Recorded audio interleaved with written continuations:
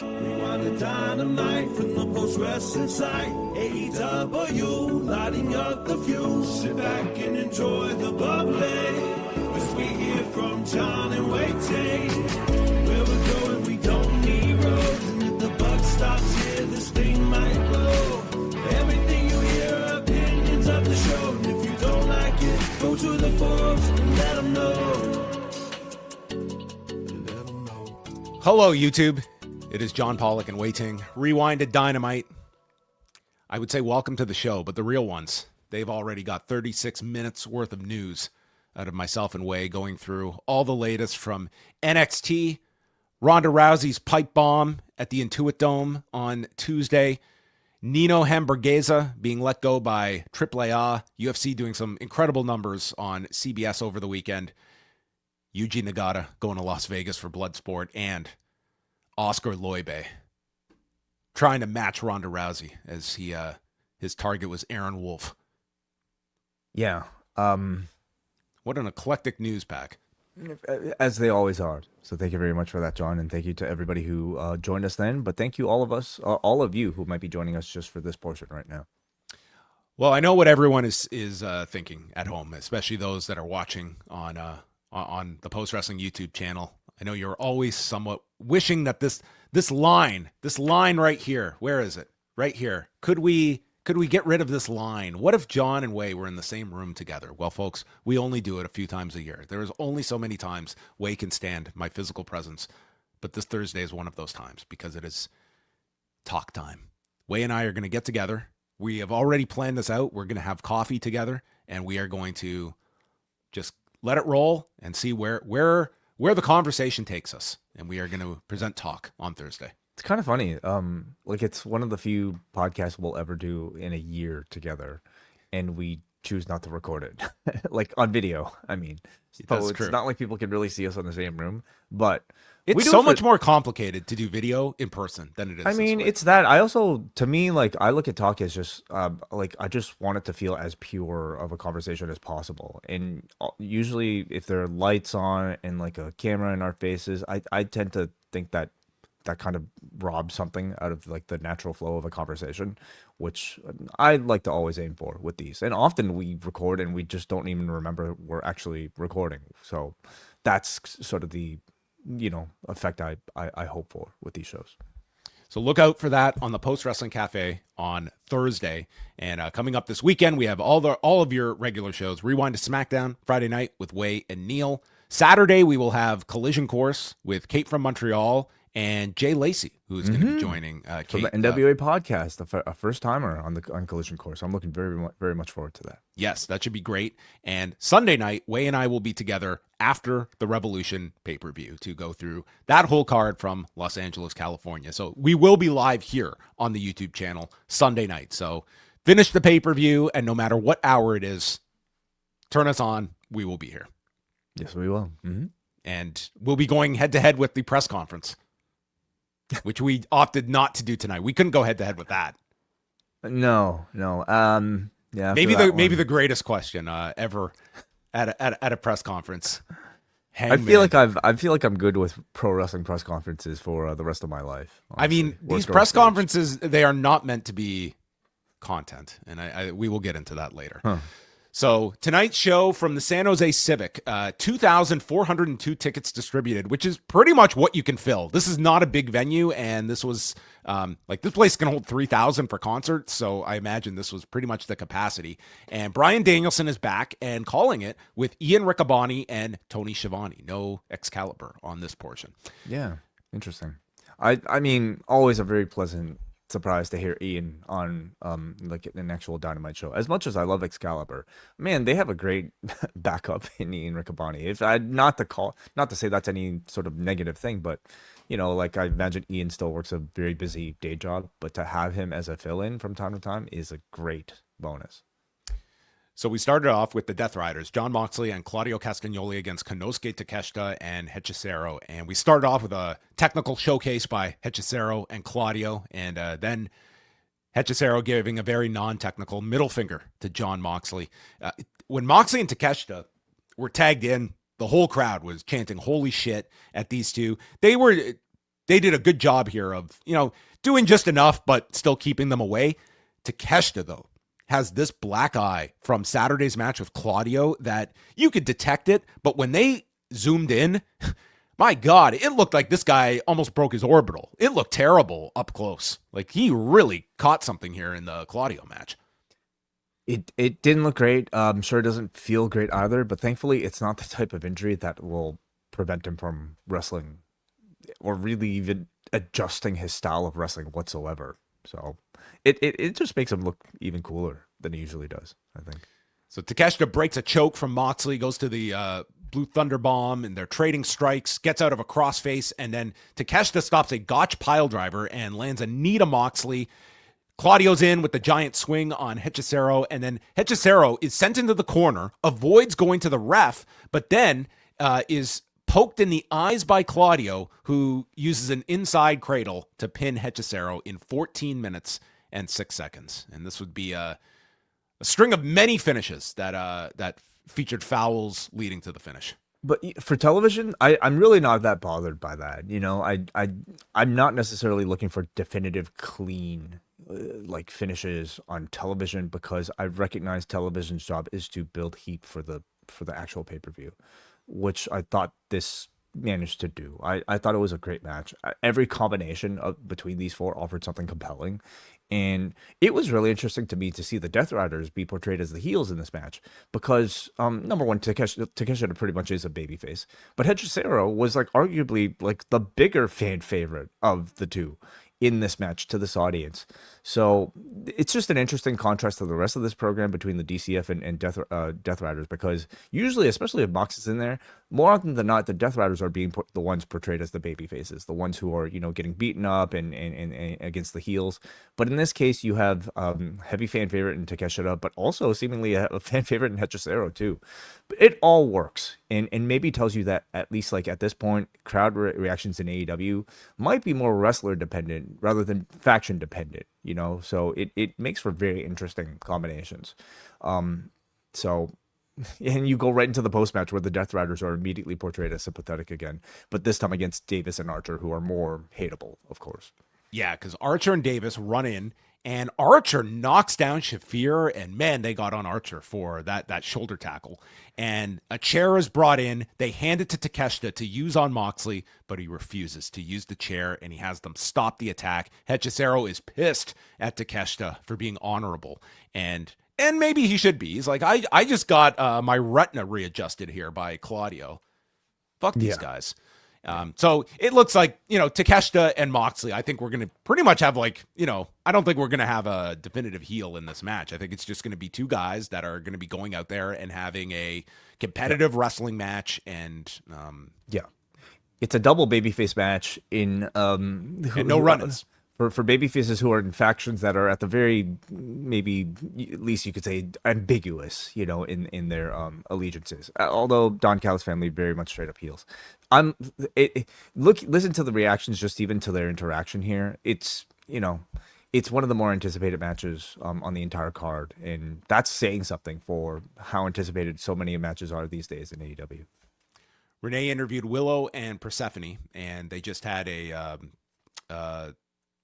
Willow congratulates her on winning the title, and both remark how they beat Mercedes Moné, but Persephone mentions she hit her harder on Friday. So they're not hiding the fact that Mercedes has been dropping these championships, or at least not the CMLL.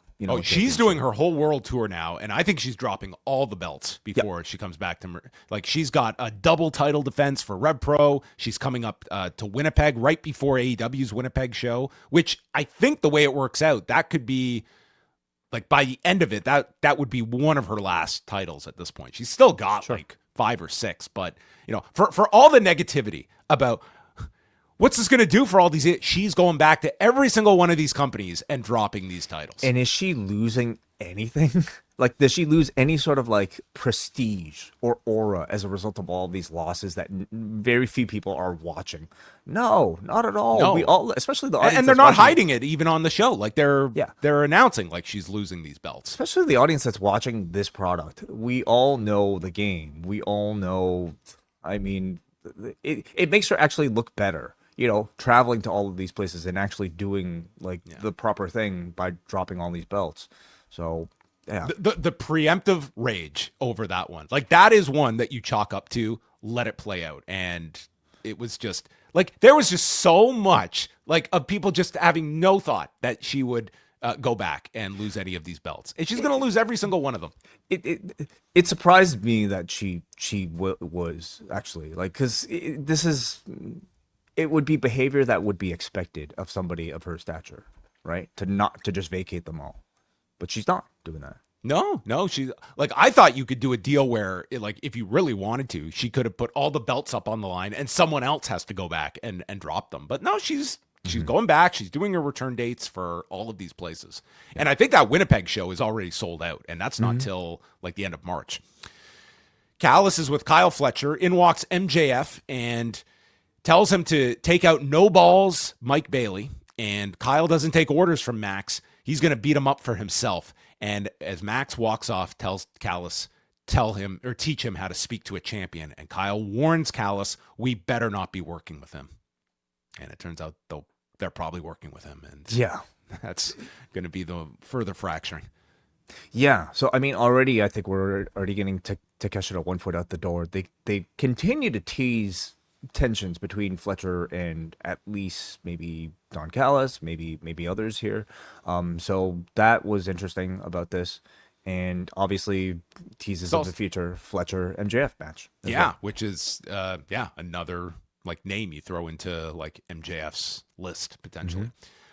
So Fletcher and Speedball Mike Bailey, who had to follow that classic that they had during the Continental Classic, and they were going to get 18 and a half minutes to do so here. Bailey wrestled like both of them. They had a fantastic match, but Bailey's focus is the arm. He goes for all of these arm bars, and he continually goes for it. All of his offense is geared around this arm, from the moonsault double knees to these kicks to the arm. Fletcher is clutching the arm throughout the match, and everything is targeted toward that arm. I thought it was great. Kyle gets him up on the shoulders, and this is on the edge of the apron where Bailey pops off and turns it into a poison rana, sending Bailey and Fletcher off the apron to the floor. There was a golden triangle by Bailey, and we're getting the updated time cues at 10 minutes, at 15 minutes, and this crowd, like, they were anticipating a draw, especially when they got to the 15-minute mark. After Bailey escapes he gets a sleeper applied with a body triangle and then turns that into an armbar. Then he moonsaults the double knees onto the shoulder. And Danielson was in his element here because he's picking up on all of this and everything is focused on the arm. I love this one call where he goes for the armbar, and Danielson is quick to point out that's the right arm. That's the arm that had not been previously injured, and made sense because Fletcher was able to defend by lifting him up and slamming him using the good arm, but in the process damaging the other one as well. After this tornado into the corner misses, he misses Ultima, and we get this procession of near falls, including a brainbuster that was countered into a small package. Then Okada runs out, distracting the ref with the screwdriver, and this crowd is just on Okada. And Fletcher stops the flamingo driver, going to the eyes, and Davis hands the belt for a belt shot, and the brainbuster beats Bailey at 18 minutes and 13 seconds. Incredible match. Match of the show. On a show with incredible wrestling matches top to bottom. I'm not completely confident in saying this even, but I want to say this was one of Mike Bailey's best matches since coming to AEW, but I don't feel confident in saying that because I feel like he has like these sort of incredible stand-up performances every couple months. And at worst, this was very comparable to their Continental Classic match, and I am sure like they were, I would have to rewatch it just to like compare the two. Whatever. A match like this would be most people's like best match of their career. And for these guys, it just feels kind of the norm, right? Like Bailey is the type where, I mean, I think we're seeing like maybe with Kevin Knight's advancements, getting more mic time. Maybe that's putting a bit of a spotlight on like Mike Bailey's sort of like, I guess lack of, development in that stage. But he's also the type of wrestler that is so good, you can make the argument that he doesn't need to talk well.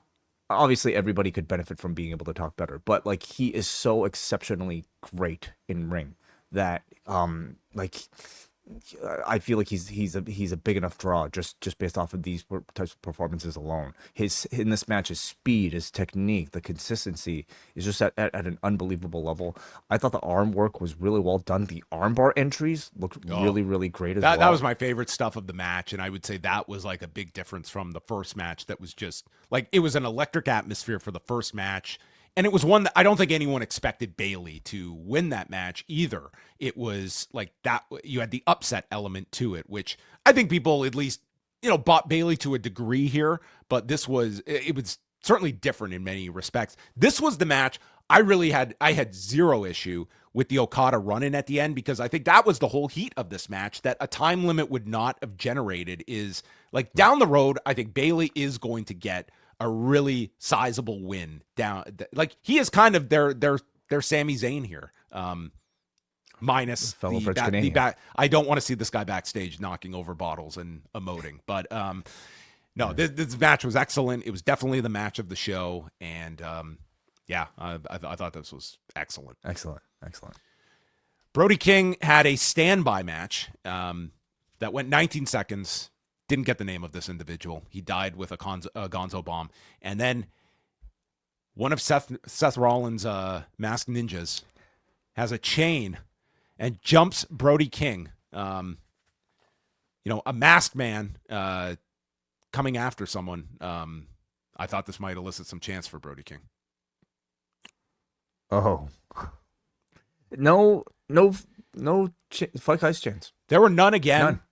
I think he is going to get them on Sunday, but I do feel those chants. I don't think they're going to become this staple for him. I think they are kind of petering out, but it would not surprise. Like you're talking 10,000 people in LA for a big match. I could see them on Sunday, but I really don't think they're going to follow him too much. No, I don't think so. Maybe, of course it's still topical, but maybe it's slightly cooled off. In the cycle, because ice cooled off. I did not necessarily mean that, but there's just so much fucking crazy shit that's going on in the world right now. Maybe that's it's not as top of mind for some people, but in LA maybe that'll be different. So it's Swerve who reveals himself. He chokes Brody with the chain, and then Brody rips the chain in two, and Nana tries to stop him, and Swerve then snaps the forearm of Brody, which Danielson points was his previous injury from 2 years ago. So it looks like he's going to go in with an injury on Sunday. Yeah. I good segment. A lot of good interest in this match, and I'm glad this match got them to the top of the hour. At the next hour, so the standby match could make them fill out the show. Gotcha. Yeah. Still one that's quite hard to predict, but I am still certainly leaning towards Swerve, because it just feels like you want to get that heel off on a strong foot. Yes, for those that are members of the Café, we will be doing a run through of the pay-per-view on the XL portion at the end.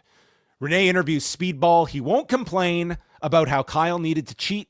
He will look forward, not back, and they will get what they deserve on Sunday.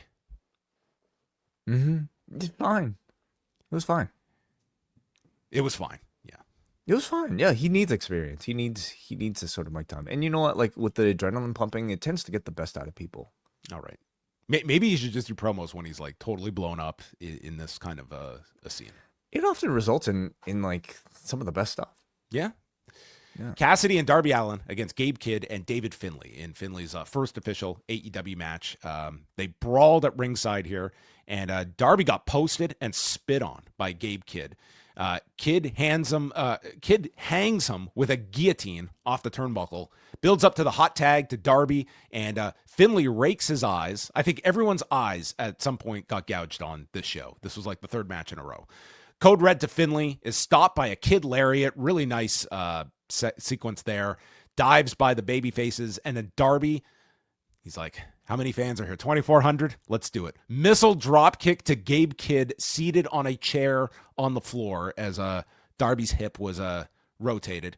And then Clark Connors shows up from the crowd, attacking Cassidy with a tire iron. That's the end of Orange. And then a coffin drop lands in a choke by Kid, and Finley grabs him, Dominator, drill a hole pile driver, and Kid pins Darby. And after the match, Connors comes in, spears Cassidy, and outwalks Roderick Strong.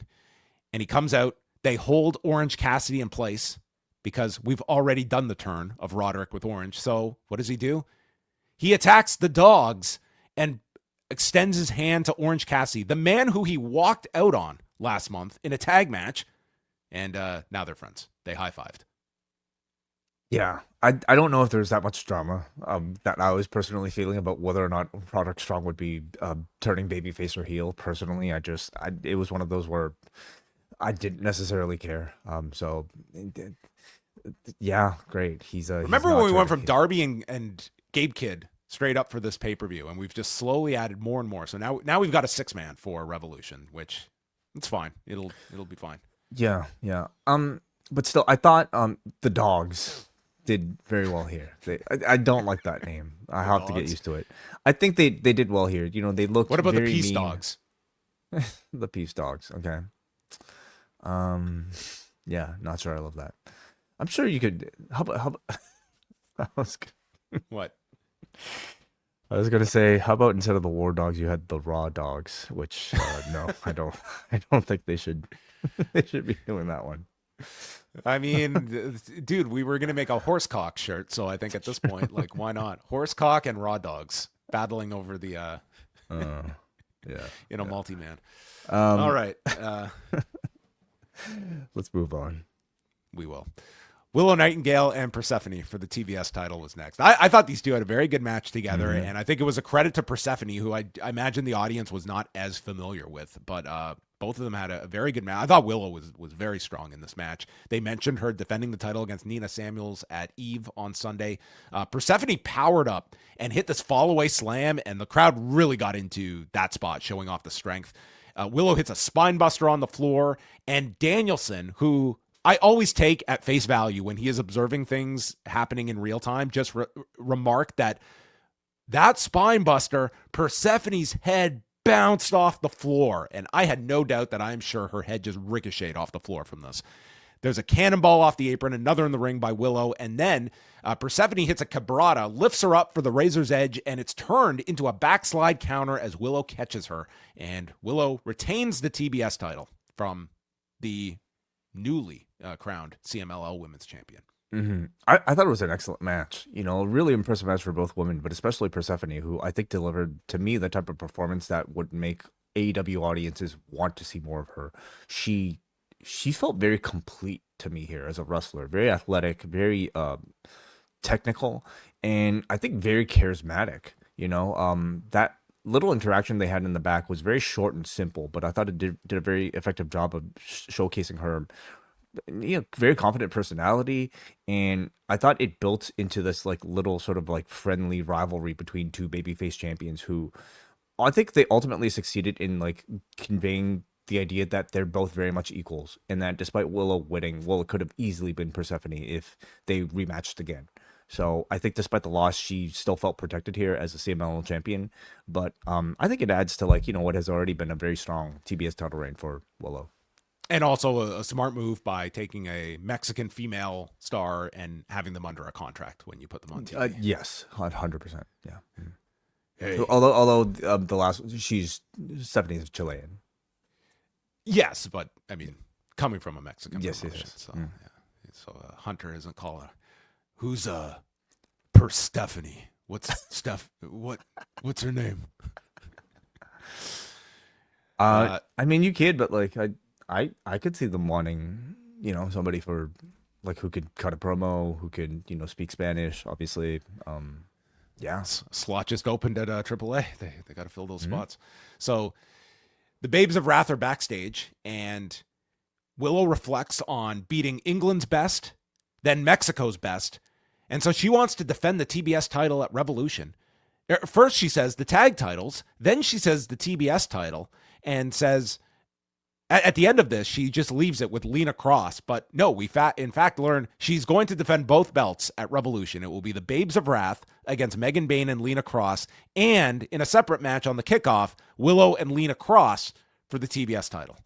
I thought like she had misspoke somehow. I thought so too, because she even said, "Oh, I've got all these endorphins going." I was like, Yeah. did she misspeak? But then they did clarify. I mean, one of these matches could not wait until Dynamite next They're week. actually doing both matches. So both Lena Cross and Willow working double duty at Revolution. I have to think one of these championships will be changing hands. Probably I not imagine the there's a TBS. reason for this, that one match affects the other. Yeah. So, yeah. I'm very interested to see what the storytelling is, because you would expect one result to lead directly into the other. Maybe like I could certainly see like Willow retains against Lena Cross, but gets like, injured. it gets hurt or and then Loses comes the up title. short. And this, like, Bane and Cross should probably win the belts on the pay-per-view. And then you have this story of like Willow. I wouldn't want to break up Willow and Harley, but it is like Willow comes in compromised for doing the second match. And I mean, it's a reason nonetheless to switch the belt. So I could see that playing itself out. And therefore it makes sense to do both matches on the same show. Yeah. We so Bane and Cross are wrestling on Collision, I believe. Bane and Cross. Yeah. Right. They announced everything here. Did they announce Bane and Cross? It's Lena Cross against Mina Shirakawa is on okay, Collision. sorry. Yes. Right. Okay. The whole Collision lineup, which they are taping tonight, we have Andrade against Máscara Dorada, which is going to be quite the appetizer for Andrade and Bandito this weekend. Kevin Knight and El Clone, which could be also very pretty great. Mark Davis and Commander, Lena Cross, Mina Shirakawa. The Demand against Juice Robinson, Austin Gunn, and Ace Austin. The Triangle of Madness are in action, and Chris Statlander will speak. So that's quite the lineup for Collision. It's a lot of wrestling this weekend Dude, from AEW. So much. Final match of Dynamite. Young Bucks and Mark Briscoe against FTR and Tommaso Ciampa. We start with a brawl on the floor, and I thought maybe FTR, after taking out Malachi, they were going to go after Uncle Dave here for the Bucks. They did tease a Meltzer driver here, which was stopped. And then Briscoe hits a cutter to Cash off the turnbuckle. All 6 men are down. Mark got cut open on the forehead, and Ciampa gets a chair. It's stopped, so Briscoe leaps off the chair for a dive. And then Ciampa and Cash go to opposite corners, and they tease meet in the middle. Mm-hmm. Which They did should not be- work out so well. No, it did not work out so well, as Johnny Gargano is. And then all of a sudden, Cash started planking on a road case. It was really strange.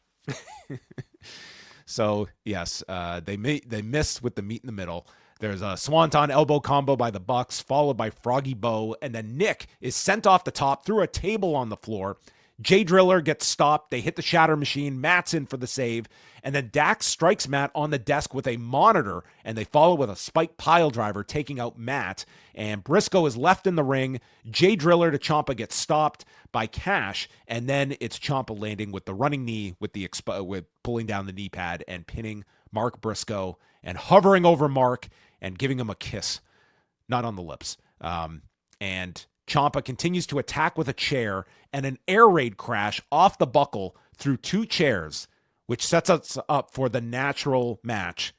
Tommaso Ciampa will be in the 21-man National Battle Royal on Sunday. One would expect. I am not complaining that we're not getting another singles match on this show, but something weird must have gone on, because they were totally building up Ricochet and Jack Perry, and that just stopped. And now Ricochet's in this Battle Royal.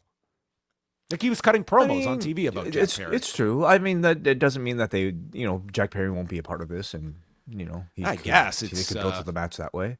But okay, yeah. How many people are we going to realize, oh my God, that guy's under contract in this 21-man Battle Royal? Well, a lot of new people have been under contract this year alone in AEW. So We're going to get bald Johnny Consejo maybe in this match.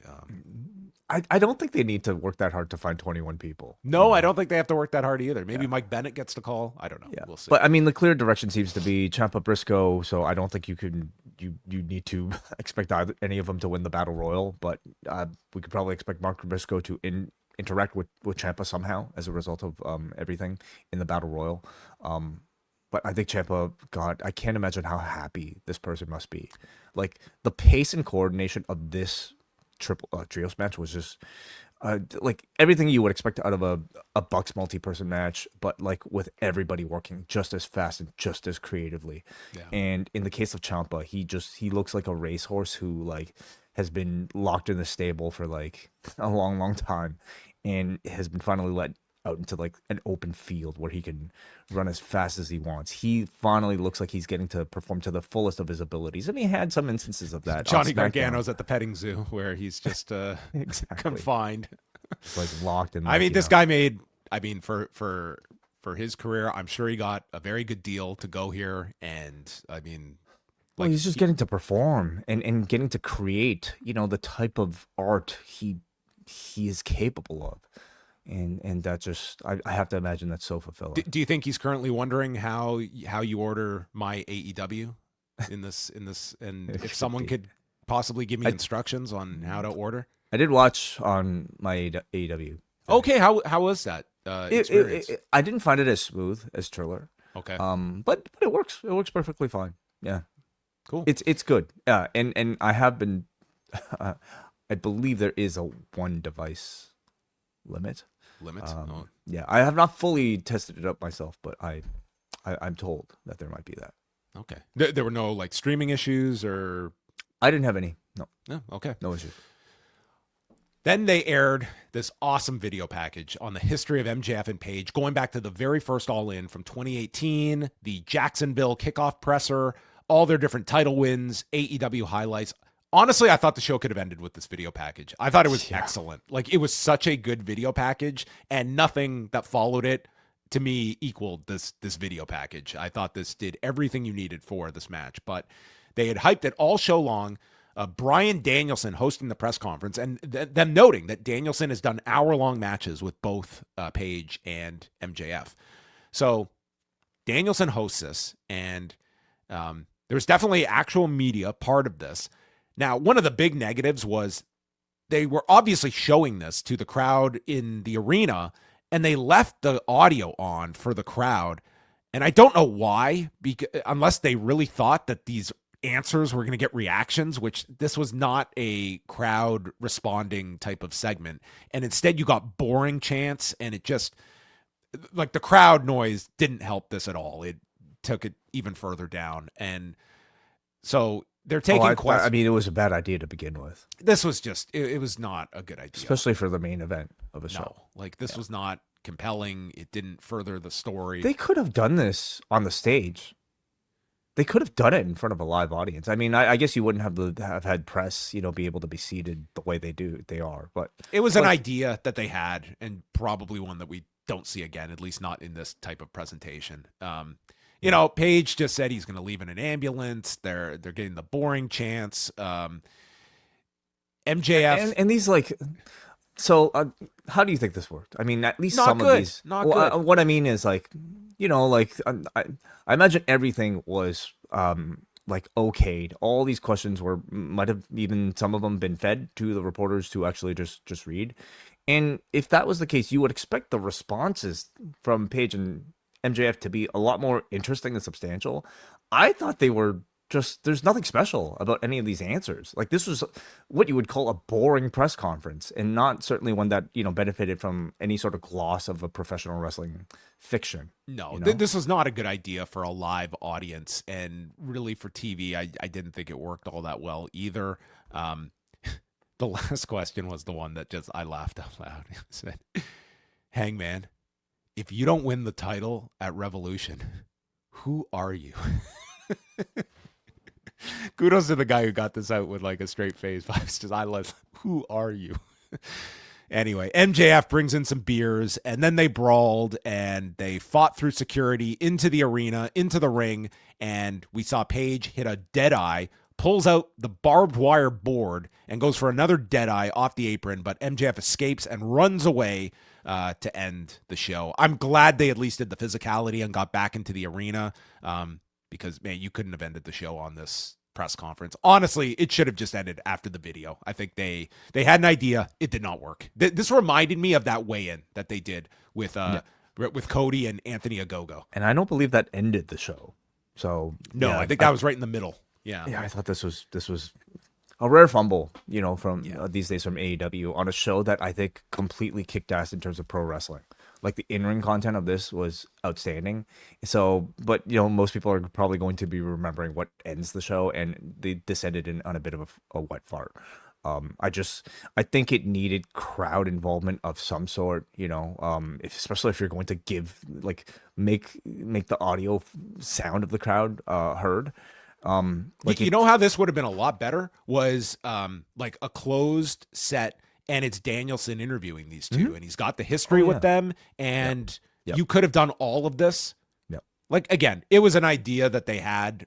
You try different things, you learn from them. But I think that alone, like when they mentioned the thing with Danielson and their history, it was like Danielson would do a great job in this, in like a sit down, closed set type of segment that could still end with physicality and they brawl their way. Like, you could have even done it in the ring. You could have done it in front of the crowd as well. That's kind of a different vibe than when you have the arena reacting. Anyway. Yeah. Or I would have just I would have had it in the ring or on the stage so that audiences can react to it. And I would have, if you're going to script the questions, script the answers to be a little bit more interesting and compelling. Let the questions from the press be launching points for like killer lines in the form of pro wrestling promos that you would get from Page and MJF that would at least be memorable. The answers they gave felt just incredibly generic and not at all memorable. Video package though was fantastic. Amazing. Whoever did that was seriously one of the better video packages I've seen in a long. Like I really enjoyed that Stephanie Vaquer one on Monday, but this blew that one away. I thought this was excellent, and incorporating all of the history of these two, that was a really, really great job. It's a type of package that puts it into perspective. Like at this point, how deep of a history AEW has in itself now, it's like it's almost 7 years. Yeah, they could tell these like long career spanning stories using only their footage and only their stories, and not having to necessarily rely on like what's taken place before, like they have in the past with like referencing Kenny and Okada from New Japan, or like a previous WWE rivalry, for instance. So it was a show that was very high on the wrestling quotient. Even taking out the press conference segment, how did you think this served as like a go home show? So maybe my feelings are going to be, reliant on a bit of like recency bias. So I certainly don't think they added to MJF and Page. Again, other than that video package, which was very well done, ending on a bit of a, sort of a, weak note. It was a bad segment. Bad segment. But otherwise, Takeshita and Moxley feels quite hot. So let's just go over the card without like any sort of deeper predictions. Yeah, we'll go through. So beyond MJF and Hangman Page in the Texas Death Match, we have FTR and the Young Bucks for the tag titles, Moxley Takeshita, no time limit for the Continental title, Andrade against Bandito, Brody King, Swerve Strickland, Tekla against Chris Statlander, 2 out of 3 falls for the women's title, Okada, Fletcher, and Mark Davis defending the trios belts against Mystico and Jet Speed, Timeless Tony Storm against Marina Shafir. Everyone is banned from ringside. The 2 matches with Willow and Harley defending the tag belts against Megan Bayne and Lena Cross. And then on the kickoff, Willow and Lena Cross for the TBS title. Darby Allin, Orange Cassidy, and Roderick Strong against the Dogs. And Ricochet's 21-man Blackjack Battle Royal, which is also on the kickoff. And it's saying here Big Boom AJ has a match, which I guess would be on the 0 hour as well. Could be the Battle Royal. Well, I mean, yeah. Could be. That's right. You could put AJ in the Battle Royal. So honestly, looking at this lineup now, I can't necessarily say this has been a great build for a lot of these matches. Like a lot of these matches are just kind of put together, right? With the exception of Moxley Takeshita, which I think has been strong. Like Tony and Shafir, yeah. Like just I guess given the everything dating back to Blood and Guts. A lot of these are, I think, reliant on the strength of like Brody King and Swerve has done a good job over the past 2-3 weeks. But like a lot of it is just kind of reliant more so on just name value and just like the appeal of what you expect the in-ring action to be, which I think is a very like appropriate way to build at least like an AEW type of show, which you're paying for, mainly the in-ring action anyway. But I don't think that the story has been outstanding for a lot of it. I think this show's success is all on MJF and Hangman Page and how important this stip feels.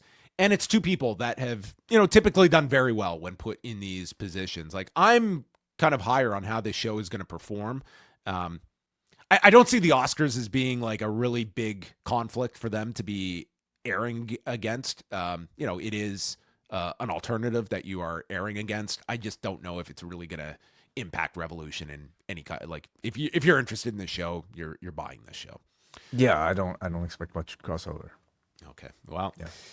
That's going to wrap up the YouTube portion. So again, if you want our Revolution preview along with the feedback and questions, we will be continuing on the XL version, and you can jump on board. PostWrestlingCafe.com, $8 a month gets you all of our multiple XL shows every single week with Rewind-A Raw, Dynamite, and SmackDown. Bonus shows, including multiple Rewind-A-Ways every month, Talk, which is coming out on Thursday, Collision Course on a weekly basis, and just around the corner, MCU Later is coming back as Daredevil Born Again Christian is going to be.